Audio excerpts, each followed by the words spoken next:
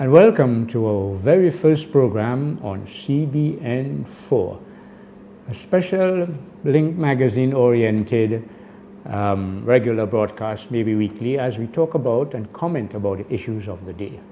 Well, needless to say, the issue of the day, likely the issue of the next week or weeks, will be the national budget. And this week, actually Thursday the 27th, we heard the presentation of the national budget by the Prime Minister, the Honorable Roosevelt Skerrit. It was broadly under the named theme, Realizing a Modern and Prosperous Dominica. And certainly the contents pointed in that direction. Some would argue, well, these are just the plans and the projections. Will it happen? We'll have to wait and see, but some will probably be betting on the Prime Minister's plans. In terms of highlighting the key points of the budget, some of you would have already know it was an 800+ budget, representing some $137 million more in recurrent expenditure compared to last year, and 36 million higher than the capital amount for last year. It also reflected, in a way, economic growth in Dominica. This has been put at 2.7% by the ECCB, Eastern Caribbean Central Bank, so it's a fairly reliable figure. It's not just the government coming out with this figure. The same central bank, by the way, projects a 3.1 growth rate for Dominica next year, or rather at the end of this 2017. What's interesting there is that the regional average for economic growth for last year, 2016, was 1.1. So Dominica was above average in that. And for the CARICOM countries, which was even lower generally, we're doing better again than CARICOM. I don't have the exact figure there, but it is borne out by some other statistics that I saw. It's interesting to mention here, just before we move on to the first clip of the Prime Minister, to talk about, well, the revenue part, because people are always wondering what exactly did the CBI, the Citizenship by Investment Program, bring into Dominica's coffers. The Prime Minister puts the figure at $507 million, which is substantial. Out of about 800 million in revenues, 500 millions come from the CBI program. So you can understand that this vastly outnumbers any kind of figures for revenue coming from agriculture or coming from tourism. The truth of the matter is that the CBI program, as designed and implemented by the government, is a cash cow. It is working very well, and some people give great credit to the Prime Minister for that in terms of his personal, charismatic approach to dealing with economic citizens or getting them. There have been a few stumbles along the way, like sometimes wrong people put money in the bank, the wrong people put money in CBI and get certain benefits that they shouldn't, but you know, that gets ironed out. But it's generally a very successful story, now implemented by not only a lot of Caribbean countries, but a lot of international countries, including, by the way, the great United States, Britain, and Canada. But the PM, well, maybe we'll go into that other point later. Let's start with, before we go to the first clip, mention what it's going to be about. The Prime Minister, as usual, it's almost like a budget prepared for the year before election. There were lots of goodies, so to speak, in it, one of which was, once again, he is raising the threshold for the people who have to pay tax. So whereas before, anything, if you earned anything about up to $1,500, you didn't have to pay any kind of tax. Now, that threshold is $2,000. And in fact, there's a little more details on that, which the PM will explain, perhaps in this clip that we're going to see now.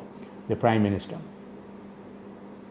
Consequently, Madam Speaker, we shall be directed the National Fiscal Policy to consider and advise on the abolition of the 15% and 20% income tax bands as early as the next fiscal year.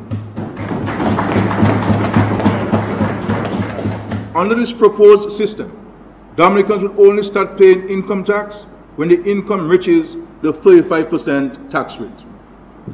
This is a major, bold move, Madam Speaker. Yes. By this measure, we'll remove all the payments from the payment of income tax. All Dominicans earning less than what can be termed a decent middle income salary, and all of those earning more will only pay tax on the income above this level. In this move, we're saying to all the Dominicans, we're saying to all that Dominica is a place that does not penalize work and income. The most important aspect of this change would be the increased incentives to work and earn, but it will also serve to simplify our tax system with only one rate of income tax. The National Fiscal Policy Panel will be charged with the responsibility of advising on this measure, and I would hope to be in a position as of the next fiscal year to gradually introduce this new income tax structure for Dominica. In the interim, however, Madam Speaker, I am aware of the great relief that our tax structure, as modified over the last 7 years, has brought to hundreds of Dominican workers in the public and private sectors. We moved the income tax threshold from $15,000 to $25,000, and this has aided many.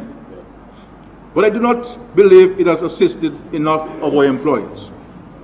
We shall await the advice of the experts, but in the interim, I wish to further ease the burden and enhance the cash flow of workers in Dominica by increasing the minimum income tax threshold from $25,000 per year to $30,000 per year.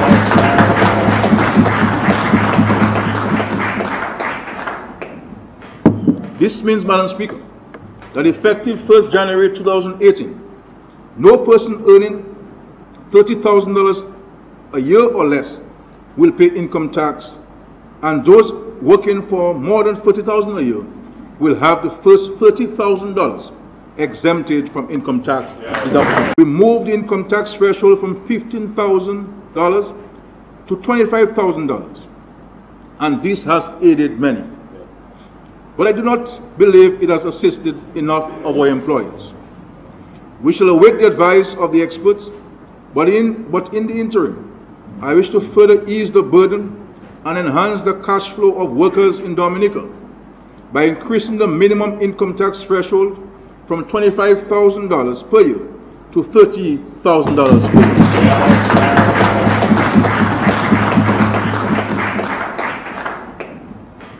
This means, Madam Speaker, that effective 1st January 2018, no person earning $30,000 a year or less will pay income tax, and those working for more than $40,000 a year will have the first $30,000 exempted from income tax deduction.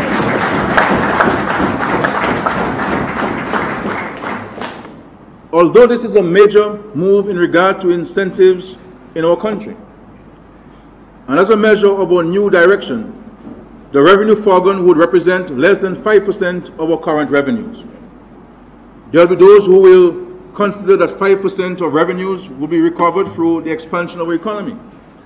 But we will conservatively assume not, and instead we would moderate our other concessionary expenditures within the fiscal year in order to maintain a near zero primary balance in our fiscal accounts. This measure is not being funded by debt, Madam Speaker. Well, there you have it, and maybe the first correction of many I may have to make. I indicated that the threshold had gone up from 1,500 to 2,000. It actually, as you heard the Prime Minister say, it has gone up to 2,500, and there are other sort of nice other provisions included. We'll be moving on to our next clip from the Prime Minister, but first, these words from our sponsor.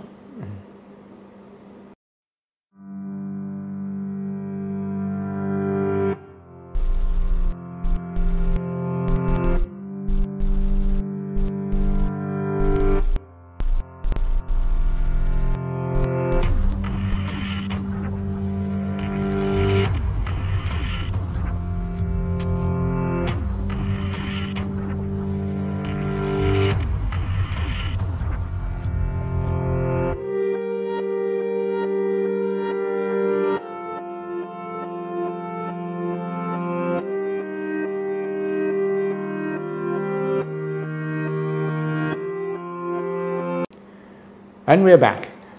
Quite frankly, a 2-hour budget presentation covers a lot.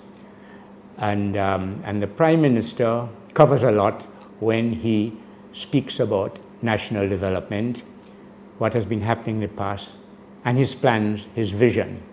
One of the things, though, that often comes up when people talk about Dominica is infrastructure. As you know, we went through some terrible times right after Tropical Storm Erica. It affected Dominica in a lot of ways, but especially in the destruction of some key infrastructure areas, both in terms of roads, bridges, and related. The Prime Minister's budget covered that to some extent in the sense that he focused on an increase that has been given to the Ministry of Public Works to continue the major infrastructural program that has been undertaken even before the advent of Erica. And we'll listen now to this clip where he talks about the special provisions that have been given to that important ministry as we look forward to being able to drive in more comfortable and safe conditions in Dominica, among other aspects of life in Dominica. Among the major projects to be undertaken by the Ministry of Public Works and Ports are the following: Roseau Enhancement Project, rehabilitation works onto the Eo-Libla Highway, including the construction of 3 new bridges. This is being financed largely through grant funding from the government of the People's Republic of China. In fiscal year 2017-2018, work to rehabilitate the Wharton River Road will continue with the resurfacing of a section of road from the Coptal Bridge to Mount Prosper Junction. Designs for other sections of that road will commence this year. Madam Speaker, a project valued at $1.6 million to restore access to improve the safety and security of road users in Providence, Loda, has commenced. The construction of the York Valley Bridge is nearing completion. Designs have been completed for the road between York Valley Bridge and Hillsborough Bridge. A firm will be engaged to prepare designs for the area from York Valley Bridge to the Poncase Junction. An amount of $4.1 million is budgeted to complete the dredging of the Roseau River, as well as to construct 71 meters of river wall spanning from the new West Bridge towards the East Low Block Bridge. In addition, an allocation of $8.1 million has been set aside for the next phase of the Roseau Enhancement Project, which will include the rehabilitation of 3 major streets in Roseau. Ongoing works on the Banana Company measures feeder roads will be sustained with an allocation of $4 million, while $2.7 million has been set aside for the continuation of works on the Carhome Road. To enhance visibility and safety of motorists and pedestrians, government will continue the solar street lighting project along the Eo-Libla Highway and the Dr. Nicholas Liverpool highways with an amount of $4.1 million provided in this budget. Infrastructure, especially road infrastructure, is important for any country. And for many, many years, Dominica was at the lowest ebb, had the worst reputation for the quality of our roads. Now that in a way is understandable because the terrain of Dominica makes road construction expensive and road maintenance equally expensive. And so it was always a challenge. In fact, I remember a former Prime Minister, Dame Eugenia Charles, who used to say that often when she would be quoting, and she was also Minister of Finance, when she was quoting to development agencies the needs for roads in these areas, and they wanted a kind of estimate, and she would give them what the technicians are telling her would be the likely cost per mile of the road that they want. And they would be saying, but Madam, that seems awfully expensive. And she would tell them, you all are thinking of what it costs to make a road in Barbados. Barbados is very flat. It costs almost nothing to build a road, and a nice fancy road. In Dominica, it costs a lot of money. So our roads tended to be narrow, in a way also because of our limited population. And I say the cost, cutting through mountains, preparing supports, lots of bridges and things like that, always brought up the cost. But there is no doubt that in the last 5 or 6 years, Dominica's road network has been transformed to something akin to what you find in developed countries. And I say so without meaning to exaggerate at all. A lot of our roads are lighted, and our major roads, of course, I'm talking about. A lot of our roads now have protective barriers on either side, as you see in developed countries.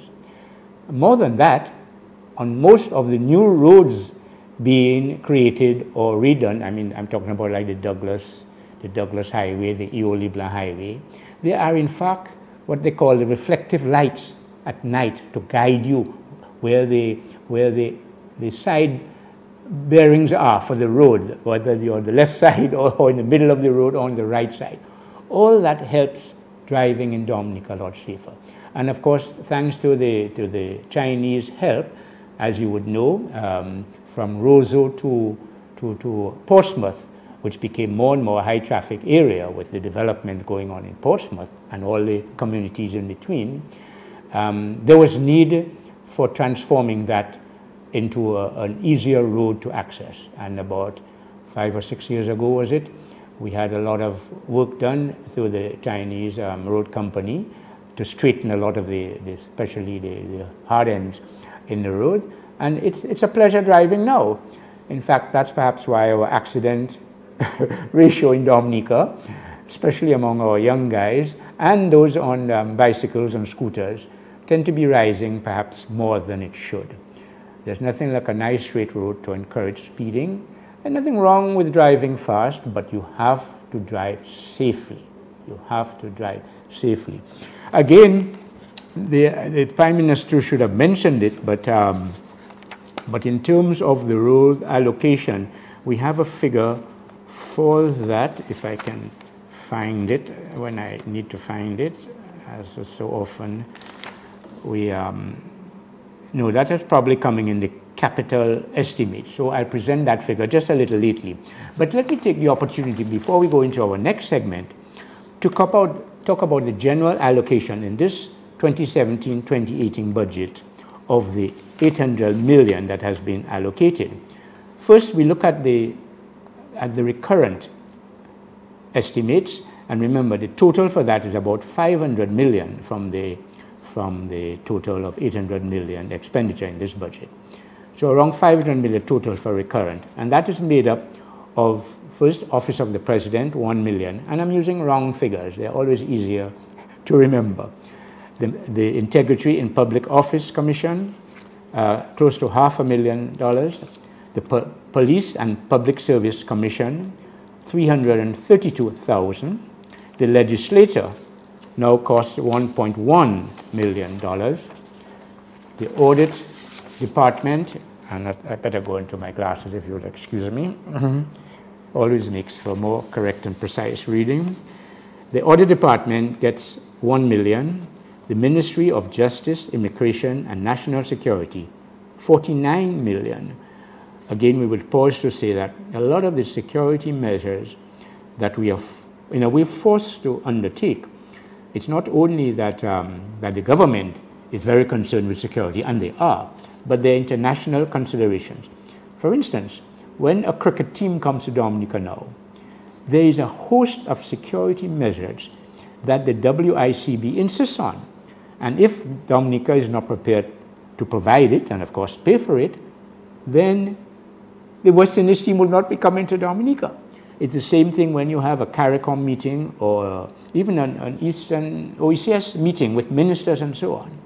A certain level of security has to be involved these days, and therefore the cost attached to it. So that's why that figure may strike you as huge. Also, the United States especially, ever since their own experience with terrorism in 2001, have insisted on more and more security measures in countries where their citizens visit. And we get a lot of American visitors through tourism, both at the airport and of course in the cruise ship pier. So there's a lot of money that has to be spent by the government to make sure those security procedures are in order, and Americans say, okay, we can all come to your country, we're satisfied with this security. There's a vote there for elections, that is 4.8 million. I don't know how that compares with the previous year, but I have no doubt it's going to be a little more because, again, a couple of months ago, government announced that they were in fact going to be doing a lot in strengthening the ID procedures and the ID cards that they were going to be introducing that would facilitate free and fair elections to some extent, according to what the opposition was saying. And in any event, the more and more identification we have in this modern world is not only useful, but these days it's required. For the Office of the Prime Minister, there's a 4 million allocation. For the Ministry of Finance, there's 166.5 million. And I see that goes on to a little more. I think we need to take a break before we continue with our allocations. We have another commercial break. Thank you.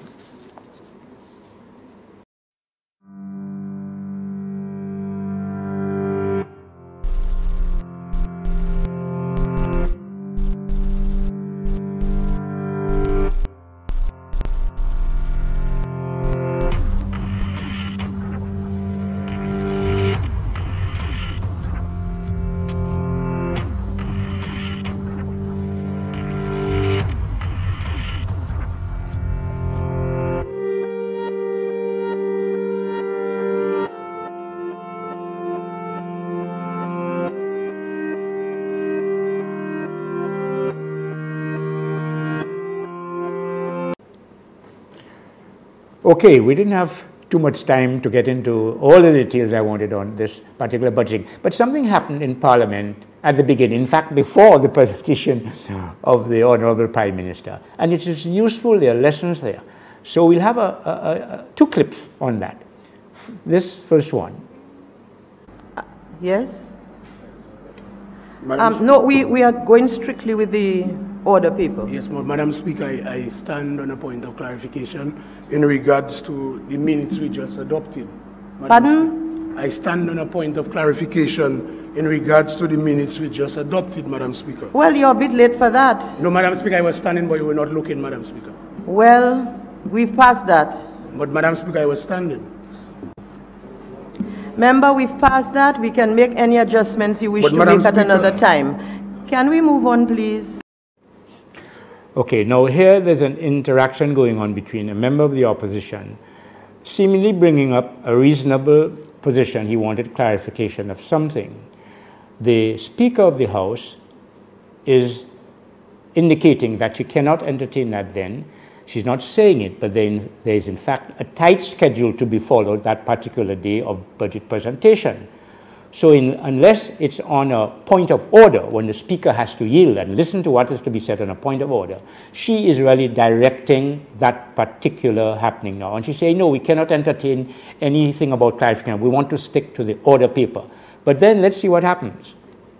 Madam Speaker, but it's a serious matter, so I wanted to ask something. I am telling you, member, that you are too late. You all have to rise at the appropriate time. Madam Speaker, it was not drawn to my attention that you were standing. Just what you are doing now, yes, insisting on me taking notice of you, should have been done at the appropriate time. So I'm asking you, please. But Madam Speaker, can you ask me at least what is the point of clarification on the matter of the minutes? You missed the boat.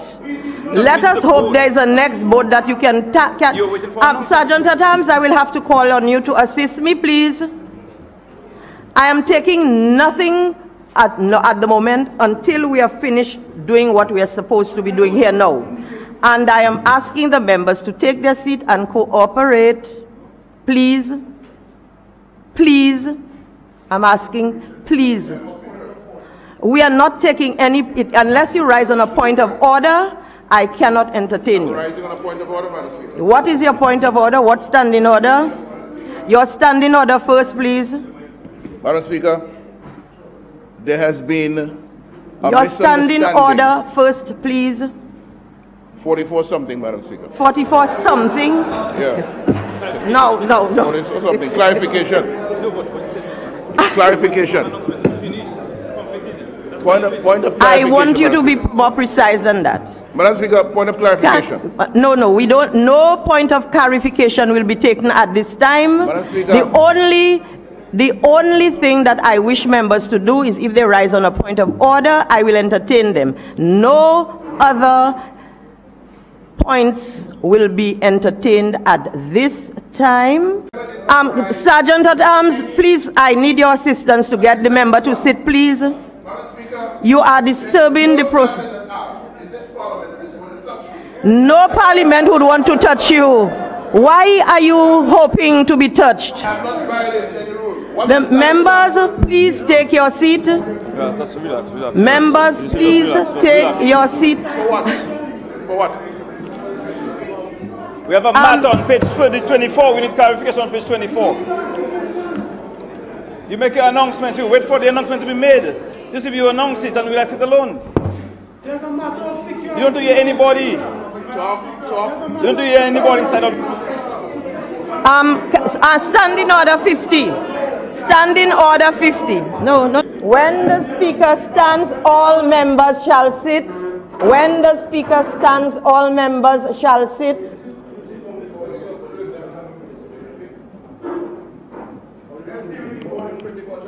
And I am telling the members, we are proceeding today exactly like we have on our order paper. We come back at the day that the Prime Minister will announce, and when we return, members can make all the motions that they have to make. They may do all that they have to do. We are not diverting from the order paper at this time. Okay. Now, the important part about the second clip is that the leader of the opposition joins in the debate going on, or attempted debate. The speaker is trying to say there's no time for that kind of interaction now. And interestingly, Mr. Linton, the Honorable Lennox Linton, jumps up ostensibly on a point of order, but it's not really a point of order, and the speaker notes that. It's a point of clarification, and she's not entertaining that. Now, the speaker is absolutely right in her decision making there. She is chair of what is going on. She is responsible overall for what is happening. And that particular day, there are a lot of invited guests who have come to hear one thing. It has taken a lot of organization to reach that stage, and she's not going to have other people attempt to delay it unnecessarily. So she does insist that she's not going to entertain that. Now, you could see in part of the clip there were threats of everybody standing up and maybe even walking out. Fortunately, the opposition did not walk out. Everybody settled down, and we did ultimately get the presentation of the Prime Minister. We have to end at this stage of our first presentation of the LinK commentary program, but I hope you've enjoyed it. We have tried to be relatively balanced in bringing at least you see the events of both sides, and we will continue a lot on the budget in our next production. Thank you for viewing.